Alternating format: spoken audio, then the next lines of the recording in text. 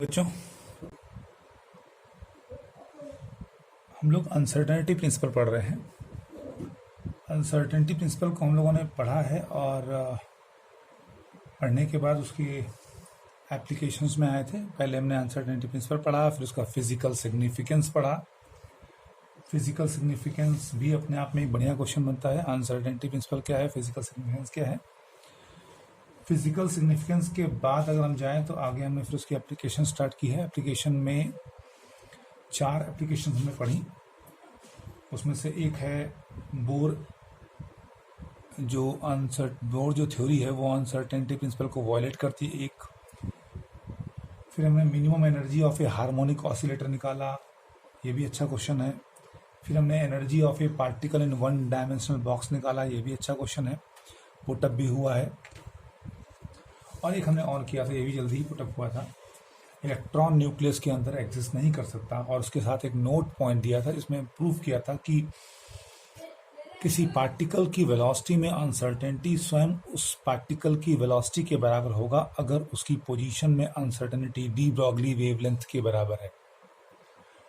इतना काम होने के बाद हम लोग आज एक एप्लीकेशन और पढ़ लेते हैं और उसके बाद हम लोग फिर एक्सपेरिमेंटल वेरिफिकेशन पे जाएंगे अनसर्टेनिटी प्रिंसिपल के। हालांकि पिछले 2015 से लेकर 20 तक में केवल एक बार ही पूछा गया है एक्सपेरिमेंटली वेरीफाई करने को। फिर भी पढ़ लेते हैं, पढ़ने में क्या है, आना चाहिए। बहुत कठिन नहीं है ना, बड़ा है टॉपिक, आसानी से आ जाएगा। आज का जो टॉपिक हमारा पहला शुरुआत होगी हम लोगों की, वो उसी 4 जो हमारी एप्लीकेशंस थी उसमें से 5 नोट एक सवाल था, एक सवाल जैसा था। आज हम उसी क्रम में एक एप्लीकेशन और पढ़ने जा रहे हैं। ये एप्लीकेशन आप इसको 5वीं कह सकते हो, 5वीं एप्लीकेशन। और ये पेपर में आपके पूछी गई है पोजीशन ऑफ इलेक्ट्रॉन। ये 2018 का क्वेश्चन है, position of electron in Bohr's orbit. Position of electron in Bohr's orbit आपके पूछ सकते हैं। इसमें जो स्पेसिफिक क्वेश्चन बनता है वो क्वेश्चन बनता है कि ये दिखाना होता है कि इलेक्ट्रॉन की पोजीशन अपनी ऑर्बिट में कंप्लीटली अनसर्टेन रहती है। प्रश्न ये पूछा गया था। ये क्वेश्चन है, what is Heisenberg uncertainty principle, using it so that position of electron in Bohr orbit is completely uncertain. तो बोर ऑर्बिट में इलेक्ट्रॉन की पोजीशन कंप्लीटली अनसर्टेन रहती है। ये प्रश्न आपसे पूछा गया है अनसर्टेनिटी प्रिंसिपल के आधार पर। ये 5वां एप्लीकेशन बन जाएगा। तो position of electron in Bohr orbit बहुत छोटा सा है, हमने अभी पढ़ा था। पोजीशन और मोमेंटम में अनसर्टेनिटीज का जो फॉर्मूला है वो सिर्फ पोजीशन और मोमेंटम की अनसर्टेनिटीज के प्रोडक्ट के approximately equal to h cut या ग्रेटर और लेस देन या ग्रेटर और equal to h cut by 2 तक ही सीमित नहीं था, बल्कि ये फॉर्मूला एनर्जी टाइम पर भी गया था और ये फॉर्मूला एंगुलर मोमेंटम और एंगल पर भी गया था, एंगुलर मोमेंटम और एंगुलर पोजीशन पर भी गया था। यानी अगर फार्मूला आपको याद हो तो एंगुलर मोमेंटम और एंगुलर पोजीशन भी approximately equal to h cut या ग्रेटर और equal to h cut by 2। देखो, कभी भी हाइजेनबर्ग ने कंफर्म नहीं किया कि अनसर्टेनिटीज का प्रोडक्ट कितना होगा। उन्होंने कहा कि एच कट के ऑर्डर का होगा, या बहुत कंफर्म कर दें तो ग्रेटर और equal to h cut by 2 होगा, मींस एच कट बाई 2 के बराबर या उससे ऊपर होगा। ठीक है, तो रफली फॉर्मूला ये था। ये एच कट बाई 2 से बड़ा भी है,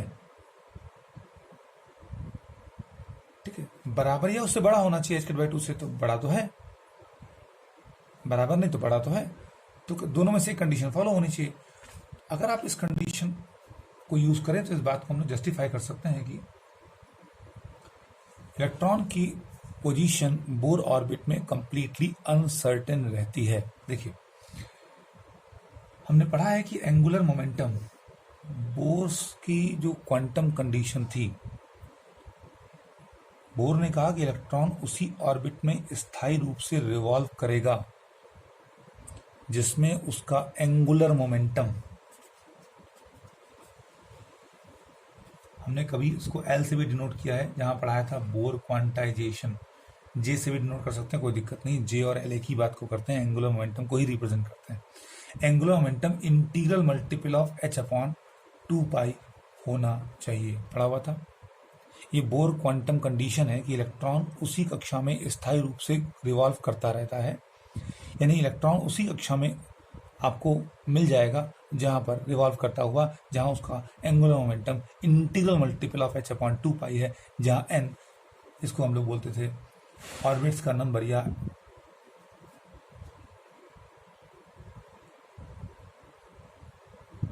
n number of orbits, n equal to 1 2 3 4। तो पहली ऑर्बिट में इलेक्ट्रॉन अगर है तो 1 into h upon 2 h Planck constant है, सेकंड में है तो 2 इंटू h अपॉन 2 3, थर्ड में h अपॉन 2 एंगुलर मोमेंटम होना चाहिए। अगर ये कंडीशन फॉलो होती है, पढ़ाया गया था ना, M V R equal to N H upon 2 ये एल या जे ही तो था। तो इस कंडीशन के हिसाब से अगर ऑर्बिट का नंबर फिक्स है, ऑर्बिट की संख्या हम फिक्स कर लें, तो h अपॉन 2 तो फिक्स है, तो j क्या होना चाहिए, डैम डेफिनेट होना चाहिए, कंफर्म होना चाहिए। तो according to Bohr theory of atom, an electron in an atom, electron in an atom अगर है तो वो वेल डिफाइंड जे एल रखता है बिना किसी अनसर्टेनिटी के। अगर अपनी अलाउड ऑर्बिट में है तो निश्चित रूप से, एटम के अंदर अलाउड ऑर्बिट में है तो निश्चित रूप से उसका एन फिक्स होगा, बल्कि ऐसा कहें किसी भी ऑर्बिट में है तो एन फिक्स होगा, एन फिक्स तो उसका जे फिक्स होगा, नहीं जे में कोई अनसर्टेनिटी नहीं होगी, जे में अनसर्टेनिटी जे में अनसर्टेनिटी नहीं, मतलब जे में अनसर्टेनिटी क्या होगी, 0 होगी। ठीक है, तो इलेक्ट्रॉन अगर अपनी अलाउड ऑर्बिट में है तो वहां पर उसका एंगुलर मोमेंटम फिक्स होगा, फर्स्ट सेकंड थर्ड जिस भी ऑर्बिट में होगा वहां पर उसका एंगुलर मोमेंटम फिक्स, तो अनसर्टेनिटी 0 होगी। तो इसके हिसाब से पोजीशन में, उसके एंगुलर पोजीशन में, देयरफॉर ऐसे भी कह सकते हैं, therefore uncertainty in angular position क्या हो जाएगा, delta theta approximately equal to h cut upon delta J, जो 0 है, क्योंकि जे सर्टेन है, जे निश्चित है, ऑर्बिट की संख्या फिक्स है तो जे भी फिक्स है, क्योंकि h अपॉन 2 फिक्स होता है, जे सर्टेन, तो अनसर्टेनिटी क्या होगी, 0, अनसर्टेनिटी 0, तो उसके एंगुलर पोजीशन में अनसर्टेनिटी कितनी होगी, इनफाइनाइट होगी। तो इलेक्ट्रॉन की एंगुलर पोजीशन में अनसर्टेनिटी इनफाइनाइट होगी, यानी इलेक्ट्रॉन अपनी ऑर्बिट पे तो होगा लेकिन आप उसको कंफर्म नहीं कर पाओगे किस पोजीशन पर होगा, कहीं ना कहीं उसकी न्यूक्लियस के सापेक्ष एंगुलर पोजीशन चेंज होती रहेगी, अनसर्टेन रहेगी, कहीं भी हो सकता है, एंगुलर पोजीशन उसकी इनफाइनाइट होगी। तो न्यूक्लियस से उसकी एंगुलर पोजीशन लगातार क्या होगी, अनसर्टेन रहेगी, इनफाइनाइट मैंने कहीं ना कहीं तो वो रहेगा, एंगुलर पोजीशन में चेंज डेल्टा थीटा ऐसे कह सकते हो, यहां भी हो सकता है, यहां भी हो सकता है, वो इनफाइनाइट है तो कहीं भी हो सकता है। तो hence angular position of electron will be completely uncertain. तो position of the electron in its orbit, electron के अंदर उसकी ऑर्बिट के अंदर इलेक्ट्रॉन की जो पोजीशन है वो पूरी तरह से अनसर्टेन रहती है और उसको हम कहीं एक जगह लोकेट नहीं कर सकते, वो रिवॉल्व करता रहता है। यही प्रश्न पूछा गया था कि आप एक नंबर का सिर्फ आया था क्योंकि छोटा सा था, उसमें कुछ था ही नहीं, कि एंगुलर इलेक्ट्रॉन का एंगुलर मोमेंटम की बात करें तो mvr equal to NH upon 2 होता है। इलेक्ट्रॉन का मास फिक्स होता है, वेलोसिटी हर ऑर्बिट में फिक्स होती है, h उसका r उसके रेडियस तो फिक्स होती ही होती है। या ऐसे कहें कि एंगुलर मोमेंटम जो है वो integral multiple of h upon 2 her orbit का n तो फिक्स होता है, पहली ऑर्बिट दूसरी ऑर्बिट, n फिक्स तो l फिक्स यानी j फिक्स माने एंगुलर मोमेंटम सर्टेन, तो uncertainty 0, uncertainty in angular momentum zero होती है इलेक्ट्रॉन की, जब इलेक्ट्रॉन अपनी ऑर्बिट में रिवॉल्व करता है, तो अनसर्टेनिटी इन एंगुलर पोजीशन क्या होगा, uncertainty in angular position infinite होगा, यानी इलेक्ट्रॉन इस ऑर्बिट में कहीं भी हो सकता है, उसकी पोजीशन हम फिक्स नहीं कर सकते, कहीं लोकेट नहीं कर सकते, कहीं इसी में होना चाहिए। एंगुलर पोजीशन उसकी लगातार बदल सकती है, इनफाइनाइट हो सकती है। एंगुलर पोजीशन में अनसर्टेनिटी कितनी है, इनफाइनाइट, यानी वो कहीं भी हो सकता है अपनी उस पूरी ऑर्बिट में, उसको हम कहीं एक पर्टिकुलर जगह लोकेट नहीं कर सकते। क्लियर है? तो अभी तक आपने 5 एग्जाम्पल कर लिए। इलेक्ट्रॉन न्यूक्लियस के अंदर नहीं रह सकता, 1, हार्मोनिक ऑसिलेटर की एनर्जी 2, पार्टिकल इन बॉक्स की एनर्जी 3, बोर थ्योरी वायलेट करती है अनसर्टेनिटी प्रिंसिपल को 4, और position of electron in Bohr orbit आप नहीं तय कर सकते, कंप्लीटली अनसर्टेन होता है 5। ये 5 एप्लीकेशन हो गई। इससे पहले अनसर्टेनिटी प्रिंसिपल हुआ, इससे पहले फिजिकल, इसके बाद फिजिकल सिग्निफिकेंस हुआ था। तो कुल मिलाकर हमने अनसर्टेनिटी, फिजिकल सिग्निफिकेंस और 5 एप्लीकेशन के साथ एक नोट, वो नोट क्या था, एक तरह से सवाल था जिसमें वेलोसिटी में अनसर्टेनिटी स्वयं वेलोसिटी के बराबर थी अगर पोजीशन में अनसर्टेनिटी, पार्टिकल के पोजीशन में अनसर्टेनिटी जो है वो डी ब्रॉगली वेवलेंथ के बराबर हो जाए। आज हम लोग इसका पोजीशन मोमेंटम अनसर्टेनिटी प्रिंसिपल को एक्सपेरिमेंटली वेरीफाई करने जा रहे हैं। एक्सपेरिमेंटल एविडेंस, प्रमाण पूछा जाता है, एक्सपेरिमेंटल एविडेंस क्या होगा। तो जो एक्सपेरिमेंट हम करने जा रहे हैं, ये एक्सपेरिमेंट पूरी तरह से हाइपोथेटिकल है और इस एक्सपेरिमेंट को लैब में नहीं किया गया, बल्कि पूरी तरह से कैलकुलेटेड है, पूरी तरह से कैलकुलेट करके ये एविडेंस तैयार किया गया। पोजीशन और मोमेंटम में अनसर्टेनिटीज का जो प्रोडक्ट है मस्ट बी ग्रेटर और equal to h cut by 2, ठीक है ना, या approximately equal to h cut. ये जो हम एविडेंस करने जा रहे हैं ये पूरी तरह से केवल पेपर पर, ऑन पेपर है, एक्सपेरिमेंट लैब में नहीं किया गया, ये लैब में हो नहीं सकता, ठीक है, पूरी तरह से थ्योरेटिकल है और हम समझने की कोशिश करते हैं ये कैसे किया गया। एक इलेक्ट्रॉन की पोजीशन को देखने की बात हुई, एक इलेक्ट्रॉन की पोजीशन को देखने की बात हुई, एक इलेक्ट्रॉन है उसकी पोजीशन हमको देखना है। निश्चित रूप से आपको एक हाई रिजॉल्विंग पावर माइक्रोस्कोप लेना पड़ेगा। हाई रिजॉल्विंग पावर माइक्रोस्कोप लेने की बात हुई, ये माइक्रोस्कोप है, माइक्रोस्कोप का एपर्चर है जिसको आप लैब में क्या बोलते हैं उसको, आप ऑब्जेक्टिव बोलते हैं जिसको, जो ऑब्जेक्ट को फेस करता है। इलेक्ट्रॉन को हमको एक माइक्रोस्कोप के माध्यम से देखना है।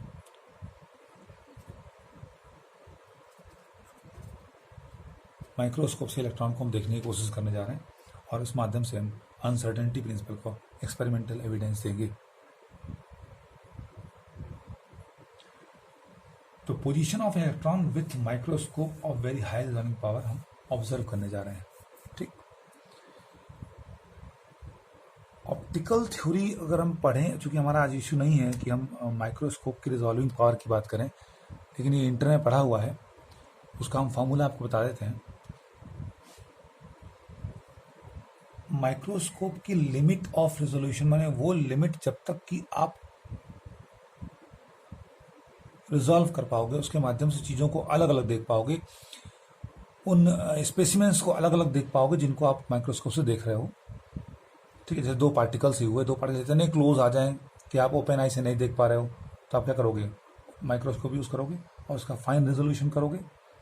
तो माइक्रोस्कोप का जो लिमिट ऑफ रेजोल्यूशन होता है उसका फॉर्मूला होता है, माने जिस लिमिट तक वो किन्हीं 2 पॉइंट ऑब्जेक्ट्स को रिजॉल्व कर पाएगी, यानी किन्हीं 2 पॉइंट से 2 पॉइंट मान लीजिए, किन्हीं 2 पॉइंट्स को रिजॉल्व कर पाएगी, वो लिमिट डेल्टा एक्स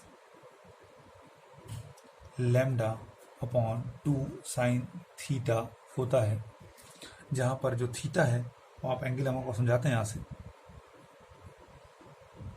ये वो एंगल थीटा है एपर्चर के या ऑब्जेक्टिव के एक एंड, सेंटर से एक एंड की तरफ, और ऑब्वियसली थीटा वही एंगल आधा यहाँ थीटा होगा यहाँ पर। लैम्डा वो लाइट है जिसकी, क्या कहें, लैम्डा उस लाइट का वेवलेंथ है जिसके माध्यम से इस इलेक्ट्रॉन को आप इल्यूमिनेट करोगे, प्रकाशित करोगे, तभी आप ऑब्जेक्टिव से देख पाओगे, मतलब माइक्रोस्कोप से देख पाओगे। भाई सीधी बात है, किसी ऑब्जेक्ट को देखना है तो ऑब्जेक्ट पर लाइट पड़कर वो लाइट रिफ्लेक्ट होकर हमारी आंखों तक या इंस्ट्रूमेंट तक पहुंचना चाहिए।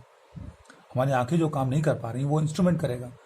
हम अपनी आंखों के सामने इंस्ट्रूमेंट लगाएंगे, इंस्ट्रूमेंट और फाइन देख पाएगा। तो ऑब्जेक्टिव तक प्रकाश पहुंचना चाहिए। भाई कमरे में आप खड़े हो, कमरे की लाइट बंद कर दो, ऑब्जेक्ट नहीं दिखता। क्यों? क्योंकि आपकी आंखें देखती तो हैं लेकिन लाइट के प्रेजेंस में देखती।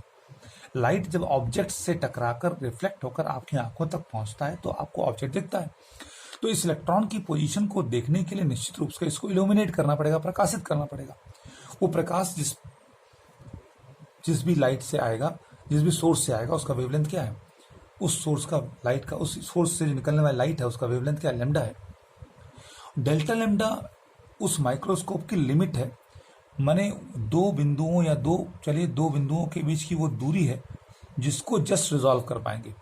माने इससे अधिक पास आ गए पॉइंट्स तो हम माइक्रोस्कोप के माध्यम से उन पॉइंट्स को अपनी आंखों से अलग अलग देख नहीं पाएंगे। इससे अधिक में कोई दिक्कत नहीं है। ये वो लास्ट लिमिट है जब तक कि हम माइक्रोस्कोप के माध्यम से इन दो बिंदुओं को देख पा रहे हैं अलग अलग। इससे अधिक पास आ गए तो हम उनको रिजॉल्व नहीं कर पाएंगे। इससे अधिक पास हम रिजॉल्व नहीं कर पाएंगे और इसके बाद तो कोई दिक्कत ही नहीं है, हम आराम से रिजॉल्व कर पाएंगे। तो इसके बाद तो आराम से देख पा रहे हैं। तो अनिश्चितता कितने में है? सिर्फ इतने में है। इतने में हम कंफर्म नहीं देख पाएंगे, बाकी तो हम आराम से रिजॉल्व कर लेंगे। और इस अनिश्चितता को हम और कम कर पाएंगे लैम्डा को कम करके। अगर लैम्डा कम कर दें तो अनिश्चितता और कम हो जाएगी, यानी और उसकी रिजॉल्विंग बढ़ जाएगी, यानी और पास आ जाए दो पॉइंट तो हम रिजोल्यूशन कर पाएंगे, उनको माइक्रोस्कोप से देख पाएंगे। तो डेल्टा एक्स वो लास्ट लिमिट है जब तक दो पॉइंट्स को हम जस्ट रिजॉल्व कर पाएंगे। ठीक है। तो इलेक्ट्रॉन अगर इसके बीच में कहीं आ रहा, इलेक्ट्रॉन कहीं इसके बीच में आ रहा, तो हम इलेक्ट्रॉन की पोजीशन में अनसर्टेनिटी कितनी होगी? अब इसके बीच में आ रहा तो रिजॉल्व तो कर नहीं पाओगे। भाई इसके बाहर होगा तो आप कंफर्म कर लोगे इलेक्ट्रॉन की पोजीशन क्या है, लेकिन इसके बीच में कहीं आएगा तो अनसर्टन रहेगा। तो इलेक्ट्रॉन की पोजीशन में मिनिमम अनसर्टेनिटी कितनी है? इतनी ही तो होगी। इलेक्ट्रॉन की पोजीशन में इतनी तो अनसर्टेनिटी होगी, क्योंकि इसके बाद तो आप माइक्रोस्कोप के माध्यम से कंफर्म देख पाओगे। माइक्रोस्कोप जो नहीं बता पाएगा, इसके पास वो लिमिट, ये वो दूरी है जब तक जिसमें दौरान, या कहें कि इस बिंदु के अंदर आएंगे तो माइक्रोस्कोप नहीं दिखा पाएगा हमको, माइक्रोस्कोप चीजों को रिजॉल्व नहीं कर पाएगा। तो जो अनसर्टेनिटी रही पोजीशन में वो इतनी ही रहेगी। इसके बाद तो हम कंफर्म देख पाएंगे माइक्रोस्कोप के माध्यम से, और इस अनसर्टेनिटी को और मिनिमाइज कर सकते हैं अगर हम डेल्टा एक्स को कम कर दें। इस क्रम में हम लोग लैम्डा को बहुत मिनिमाइज करते हैं और 100 एंगस्ट्रॉम 100 पीको मीटर से भी कम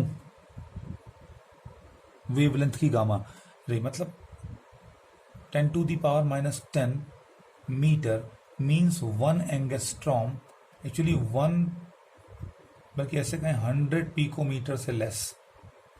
पीकोमीटर 10⁻12 होता है, इससे लेस, यानी 1 एंगस्ट्रॉम से लेस वाली लाइट लेकर के हम इसको और कम कर सकते हैं। तो गामा रेज हम यूज करते हैं। जितनी कम लैम्डा होगा उतना कम होगा अनसर्टेनिटी, उतना ये घट जाएगा, अनिश्चितता घट जाएगी, माने इसकी लिमिट बढ़ जाएगी, रिजोल्यूशन की लिमिट बढ़ जाएगी, और हम ज़्यादा आसानी से कंफर्म कर पाएंगे इलेक्ट्रॉन की पोजीशन को, क्योंकि इसके बाहर तो इलेक्ट्रॉन को आसानी से हम देख ही पाएंगे माइक्रोस्कोप के माध्यम से। ठीक है। जो अनिश्चितता रहेगी वो इसी बीच रहेगी। ठीक है। तो इस फॉर्मूले में हमने ये पढ़ा अभी कि अगर हमको एक इलेक्ट्रॉन की पोजीशन को देखना है तो हम माइक्रोस्कोप यूज कर रहे हैं, हाई रिजॉल्विंग पावर के माइक्रोस्कोप यूज कर रहे हैं, और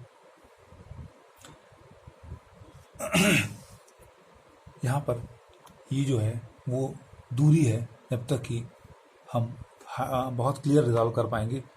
लास्ट लिमिट है जिसके बाद हम रिजॉल्व नहीं कर पाएंगे, यानी इस बीच हम इलेक्ट्रॉन की पोजीशन को कंफर्म नहीं कर पाएंगे। तो ये इलेक्ट्रॉन की पोजीशन में अनसर्टेनिटी हो गई। फिर कह दें जितना कम वेवलेंथ होगा अनसर्टेनिटी उतनी कम हो जाएगी। ठीक है। तो अनसर्टेनिटी को मिनिमाइज कर सकते हैं लैम्डा को कम करके। तो where delta lambda represent the distance between two points which can just be resolve by the microscope. मैंने पहले कह दिया, ठीक है। तो अनसर्टेनिटी को मिनिमाइज के लिए हम लैम्डा को मिनिमाइज कर रहे हैं, और लैम्डा को मिनिमाइज करने के लिए हम गामा रे यूज करेंगे। तो एक बात तो आ गई, इलेक्ट्रॉन की जो अनसर्टेनिटी है वो कितनी आ गई, इतनी आ गई माइक्रोस्कोप की। अनसर्टेनिटी जो आ रही है, जो रिजॉल्विंग पावर की अनसर्टेनिटी है, उसके माध्यम से इलेक्ट्रॉन की पोजीशन में अनसर्टेनिटी आ गई। अब चूंकि इलेक्ट्रॉन को हमको देखना है, तो निश्चित रूप से एक फोटॉन, कम से कम एक फोटॉन को, लाइट के कम से कम किसी एक फोटॉन को, भाई सोर्स जब आकर उस पर टकराएगा, टकरा कर रिफ्लेक्ट होकर हमारे आंखों तक पहुंचेगा, तभी तो हमको ऑब्जेक्ट दिखता है ना। और लाइट में क्या आते हैं, फोटॉन्स आते हैं ना। तो लाइट में फोटॉन आएगा, और फोटॉन को आकर कम से कम एक फोटॉन तो आकर उससे टकरा ही जाए, और टकरा कर रिफ्लेक्ट होकर हमारी माइक्रोस्कोप की रेंज में पहुंच ही जाए। और रेंज कहाँ से कहाँ तक है, रेंज आप देखो ये कितना है, ये 90 माइनस थीटा है, और यहाँ तक रेंज कितनी है, दोनों चीज़ों को समझिए ज़रा। हमारी रेंज कितनी है, ये है 90 माइनस थीटा, और ये है 90 प्लस थीटा, यानी पूरा ये है 90 माइनस थीटा, और ये है 90 प्लस थीटा, यानी पूरा एपर्चर कवर हो जाएगा। ये है 90 प्लस थीटा, तो 90 माइनस थीटा यहाँ, ये से लेकर यहाँ, इसके बीच में, इसके और इसके बीच में फोटॉन को जाना चाहिए।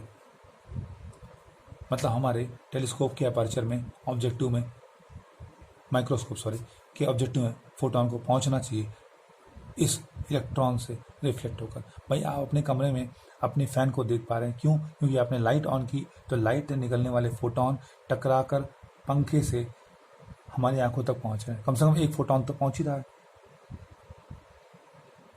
जिस हिस्से से लाइट हमारी आंखों तक नहीं पहुंचती वो हिस्सा हमको नहीं दिखाई देता। आप पूरा पंखा थोड़ी देख पाते हो, आप 3D थोड़ी देख पाते हो, कुछ हिस्सा आपको नहीं दिखता, पर जिस हिस्से से लाइट रिफ्लेक्ट होकर तो पहुंचती आप देख पाते हो।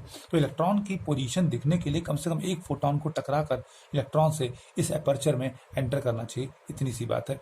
एपर्चर का रेंज कहाँ है, 90 माइनस थीटा से 90 प्लस थीटा, समझ रहे हैं बात को। ये ऑलरेडी थीटा यहाँ से यहाँ तक है, ये थीटा है, तो ये हुआ 90 माइनस थीटा यहाँ, इससे लेकर पूरा यहाँ तक 90, ये पूरा 90 यहाँ से यहाँ तक, और प्लस थीटा, 90 प्लस थीटा होगा, ठीक। चलिए, इलेक्ट्रॉन जब जाकर टकराएगा तो क्या होगा, इलेक्ट्रॉन जब जाकर टकराएगा तो कॉम्पटन इफेक्ट वाली घटना होगी। यहाँ पर इलेक्ट्रॉन जब टकराएगा तो कॉम्पटन इफेक्ट वाली घटना होगी। और मान लीजिए, समझिए इस बात को, कैसे समझना, देखिए, एक फोटॉन जब जाकर, अच्छा, फोटॉन की एनर्जी ई बराबर होती है mc² भी, क्योंकि आइंस्टीन मास एनर्जी रिलेशन में पढ़ाया गया था कि कोई पार्टिकल स्पीड ऑफ लाइट से ट्रैवल करता है तो उसकी एनर्जी ई बराबर mc² होती है, और फोटॉन की एनर्जी hν भी होती है। तो mass of photon into speed of photon हो जाएगा hν/c, मोमेंटम ऑफ फोटॉन होगा। तो एक hν/c मोमेंटम का फोटॉन जाकर जब इलेक्ट्रॉन से टकराता है तो इलेक्ट्रॉन को अपनी एनर्जी का एक पार्ट ट्रांसफर कर देगा, और इलेक्ट्रॉन रिकॉइल हो जाएगा, इलेक्ट्रॉन अपनी पोजीशन से डिस्टर्ब हो जाएगा। चलिए, इलेक्ट्रॉन जिसका मास m हो गया मोशन के बाद, पहले इलेक्ट्रॉन रेस्ट में था, अब मोशन में आ गया, मूविंग मास आ गया। कहीं हमने कॉम्पटन इफेक्ट पढ़ा है, मूविंग मास m, वेलोसिटी v से इलेक्ट्रॉन मोशन में आ गया, इलेक्ट्रॉन रिकॉइल हो गया, रिकॉइल इलेक्ट्रॉन, बात समझ आया। अब फोटॉन टकराकर इलेक्ट्रॉन्स, ये फोटॉन इलेक्ट्रॉन से टकराकर स्कैटर होगा और हमारी आई पीस में जाएगा, ठीक है। ये अल्फा मान लेते हैं, एंगल अल्फा, ये स्कैटर्ड फोटॉन है, स्कैटर्ड फोटॉन, आई बस में देखिए, एक स्कैटर्ड फोटॉन है, यहां से momentum of the incident photon hν/c है, momentum of scattered photon hν-c मान लेते हैं, क्योंकि एनर्जी लॉस हो जाएगी। एनर्जी लॉस तो एनर्जी लॉस तो फ्रीक्वेंसी घट जाएगी, एच न्यू डैश कर लीजिए, H nu dash by c हो जाएगा मोमेंटम आफ्टर स्कैटरिंग। ठीक है, तो मोमेंटम अलोंग एक्स एक्सिस क्या होगा देखिए जरा, क्योंकि अनसर्टेनिटी जो हम देख रहे हैं वो एक्स एक्सिस में ही देख रहे हैं पोजीशन में, तो मोमेंटम में ही हम अनसर्टेनिटी एक्स एक्सिस में ही देखते हैं। तो इस इलेक्ट्रॉन के मोमेंटम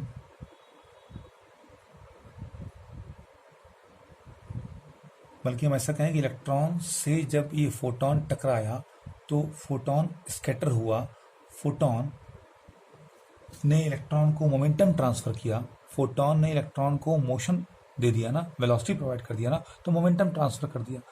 क्या मोमेंटम होगा देखते हैं, पहले एक फॉर्मूला बनाइए। एक्स एक्सिस के अलोंग मोमेंटम कंपोनेंट क्या आएंगे, एक्स एक्सिस के अलोंग मोमेंटम कंपोनेंट क्या आएगा, फटाफट बनाते हैं जरा देखिए। एक्स एक्सिस के अलोंग मोमेंटम कंपोनेंट, टक्कर से पहले H nu by C, electron rest में था, इलेक्ट्रॉन पहले रेस्ट में होगा,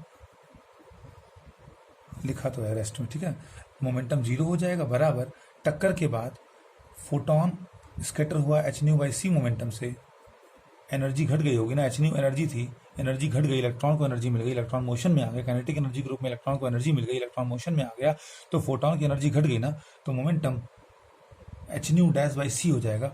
और हम उसका एक्स कंपोनेंट चूंकि ले रहे हैं तो क्या होगा एक्स कंपोनेंट, इधर लाइए, इसका एक्स कंपोनेंट क्या होगा, फोटोन स्कैटर कर रहा होगा, यहाँ आना पड़ेगा, कॉस अल्फा लिखेंगे, और ये एंगल अगर बीटा है यहाँ क्या आएगा, plus M V cos beta, M V cos beta होगा, एक्स एक्सिस के along M V cos beta उधर, कंपोनेंट इसका H nu dash by C cos alpha नीचे। ठीक है, तो ये जो दिख रहा है वो है क्या, ये जो दिख रहा है वो मोमेंटम ऑफ फोटोन है, सॉरी मोमेंटम ऑफ इलेक्ट्रॉन है, मोमेंटम ऑफ इलेक्ट्रॉन। तो जो फोटोन के माध्यम से इलेक्ट्रॉन को मोमेंटम ट्रांसफर हुआ,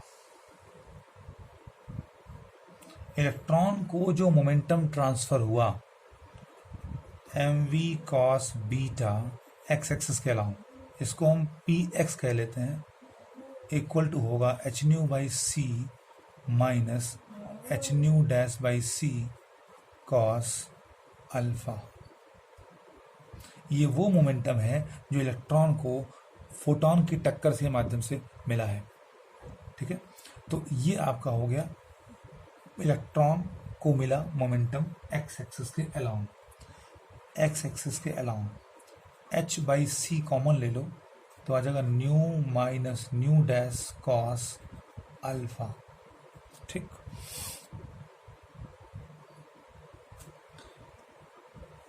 ये जो अल्फा है वो कितना वेरी कर सकता है, अल्फा जो है कितना होना चाहिए, the limit of the angle, जो अल्फा है with in the microscope, microscope में जाना है इलेक्ट्रॉन को, इस फोटोन को ना, इस फोटोन को स्कैटर होकर माइक्रोस्कोप में एंटर करना है, तो माइक्रोस्कोप में एंटर करने के लिए अल्फा कितना होना चाहिए, अल्फा की रेंज पहले बता चुके हैं, अल्फा ये 90 माइनस थीटा को कह सकते हो, अल्फा कहाँ तक होगा, अल्फा 90 माइनस थीटा से 90 प्लस थीटा के बीच होगा, 90 माइनस थीटा से 90 प्लस थीटा, यहाँ से देखिए 90 माइनस थीटा यहाँ तक से लेकर पूरा यहाँ तक, तो यहाँ से यहाँ और यहाँ से यहाँ, अल्फा को वेरी करना चाहिए 90 माइनस थीटा, ये 90 माइनस थीटा है से लेकर 90 प्लस थीटा, तो फोटोन इसके अंदर एंटर करेगा।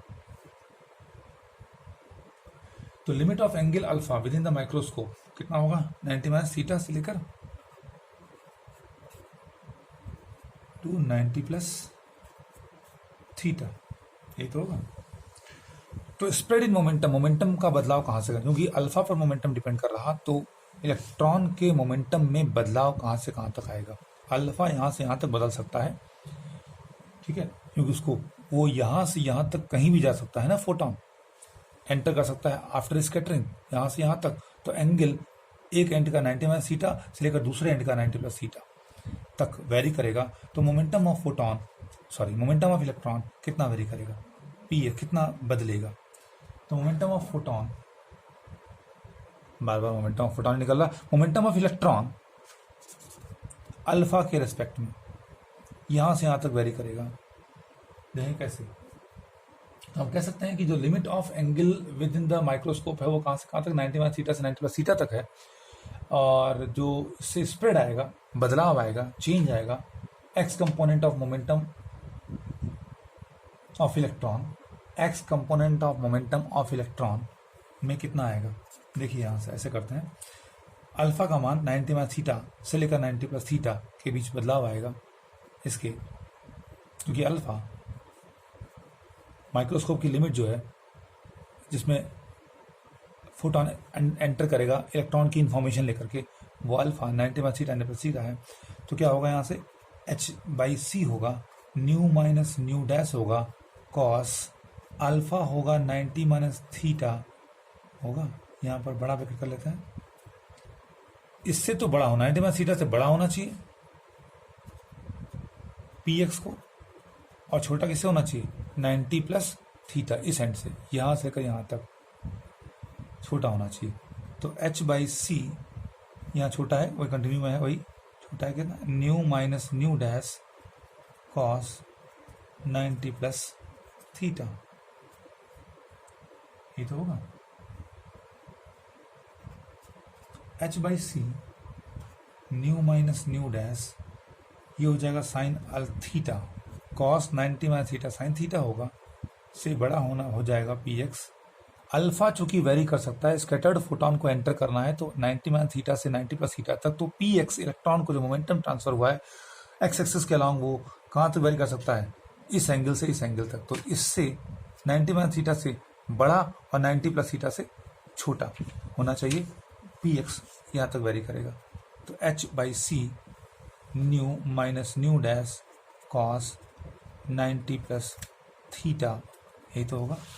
तो पी एक्स की रेंज यहाँ से यहाँ तक, यानी पी एक्स में जो अनसर्टेनिटी होगी इलेक्ट्रॉन की, जो मोमेंटम में अनसर्टेनिटी होगी वो 90 माइनस थीटा से 90 प्लस थीटा के बीच, यानी यहाँ से यहाँ तक होगी, यहाँ से यहाँ तक। तो यहाँ ज़्यादा है ना, तो इसमें से इसको लेस कर दो, भाई रेंज दी है कि यहाँ से यहाँ तक, तो लास्ट माइनस इनिशियल कर दो, आ जाएगा अनसर्टेनिटी कितनी होगी मोमेंटम में।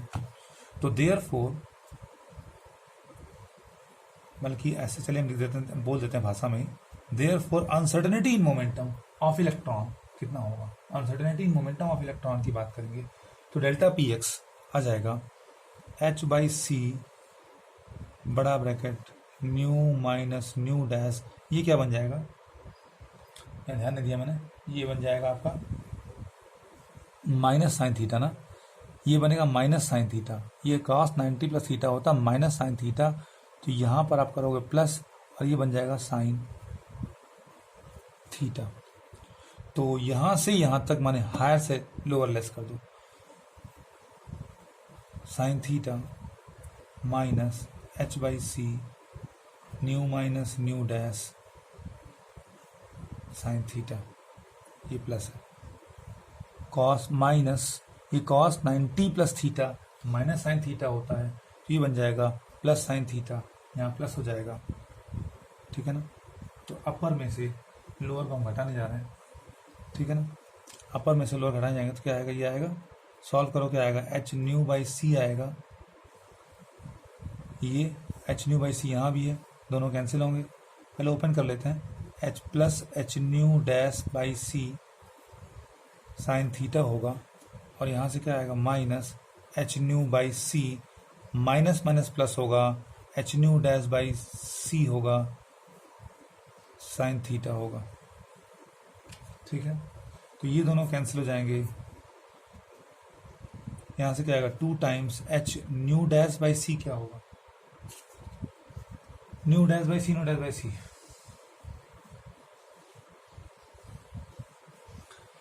तो nu dash by C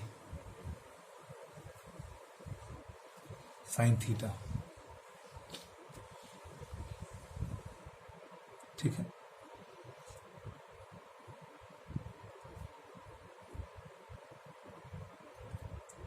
C equal to nu lambda होता है, तो न्यू बाई सी क्या हो जाएगा, वेवलेंथ हो जाएगी after the collision, nu dash by c, इसको लेमडा से डिनोट करते हैं तो क्या हो जाएगा, H C equal to nu lambda होता है। आफ्टर स्क्रीनिंग सी डैश है, कोई दिक्कत नहीं। तो न्यू अपॉन सी 1 अपॉन लैम्डा होगा, यहाँ लैम्डा आएगा, यहाँ साइन थीटा आएगा। ये लैम्डा वेवलेंथ है लाइट का जो यूज़ किया गया है इस इलेक्ट्रॉन को इल्यूमिनेट करने के लिए। यहाँ से आएगा डेल्टा पी एक्स।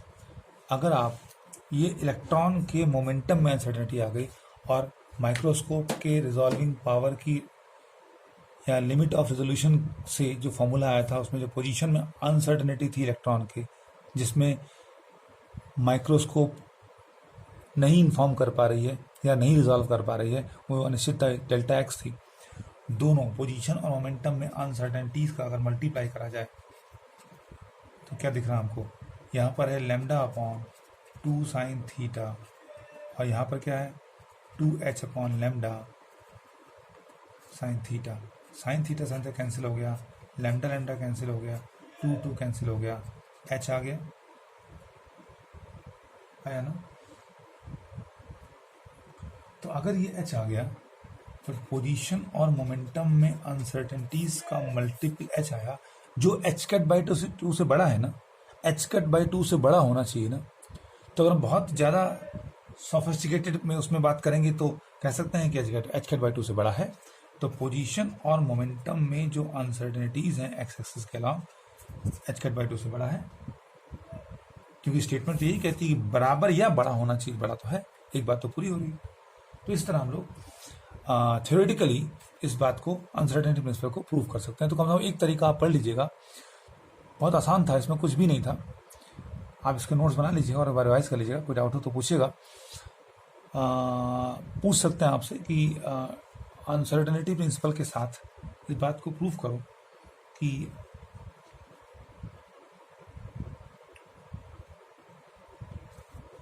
एक्सपेरिमेंटली इसको वेरीफाई करो, ऐसा कह सकते हैं आपसे कह सकते हैं कि इसको एक्सपेरिमेंटली वेरीफाई करो। जैसे देखिए पूछा गया एक बार, ये 2016 का पेपर है, देखिए इसमें ध्यान दीजिए। What is Heisenberg uncertainty principle, give its experimental proof, ठीक है।